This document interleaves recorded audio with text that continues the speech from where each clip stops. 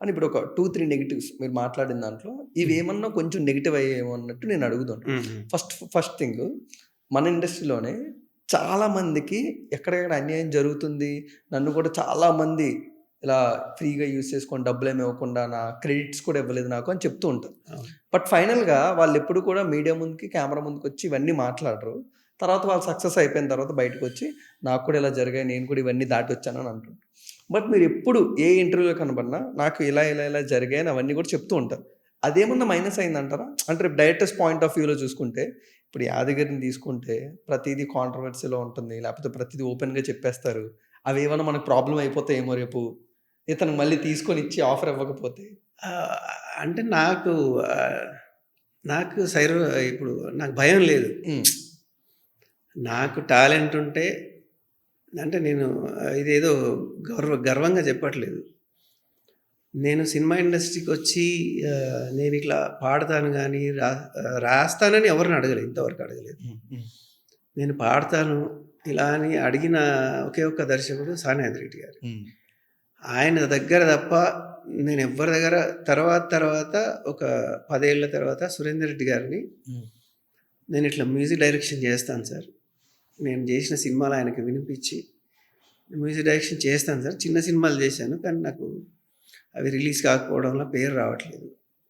మీలాంటోళ్ళు ఇస్తే నేను ప్రూవ్ చేసుకుంటాను సార్. హ్మ్. అని ఆయన్ని ఇద్దరిని అడిగాను నేను అవకాశం ఇంతవరకు. ఓకే. నేనొచ్చిన 28 ఏళ్లలో.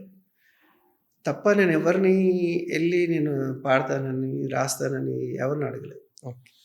నేను పని చేసిన పనిని బట్టే నాకింతవరకు అవకాశాలొచ్చాయి. ఇప్పుడు గూడా ఉన్నాయి. ఇప్పుడు గూడా చేస్తున్నాను. మేబీ ఏదో ఒక చిన్న సినిమా మంచి పెద్ద హిట్ అయితే నాకు మళ్ళా అది వస్తదేమో అని నేను నిరంతరం పని చేస్తానే ఉంటా. ఓకే. హ్మ్. నాకు తృప్తి ముఖ్యం. ఇప్పుడు నేను పని జేసి వేరే వాళ్ళ పేరేసుకొని నన్ను పట్టించుకోకుండా, కనీస మర్యాద గూడా ఇవ్వకుండా, సరే మనకు డబ్బులు అవసరం లేదు, పేరు అవసరం లేదు ఓకే. హ్మ్. మనం ఎళ్తే కనీస మర్యాద గూడా లేకుండా అక్కడికి వెళ్ళడం వేస్ట్ కదా! ఇప్పుడు ఒక చోట చాలా పెద్ద మ్యూజిక్ డైరెక్టర్.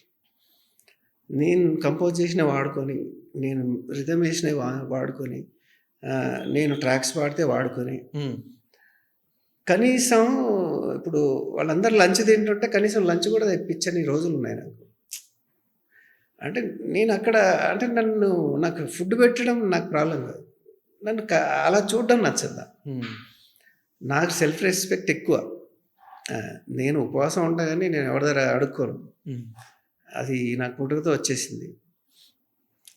నేను నెగెటివ్ ఏం చెప్పట్లేదు. నేను జరిగిందే చెప్తున్నా. హ్మ్.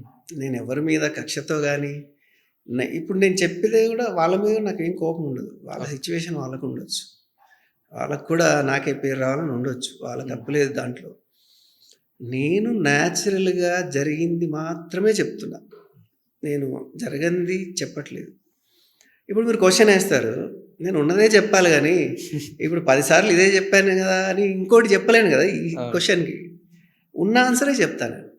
ఇప్పుడు అందమైన కుందనాల బొమ్మ పాడమంటే నేను అదే లిరిక్ పాడతా గానీ, ఓ 10 సార్లు అదే పాడాను గదా! వేరే పాడితే వినరు గదా!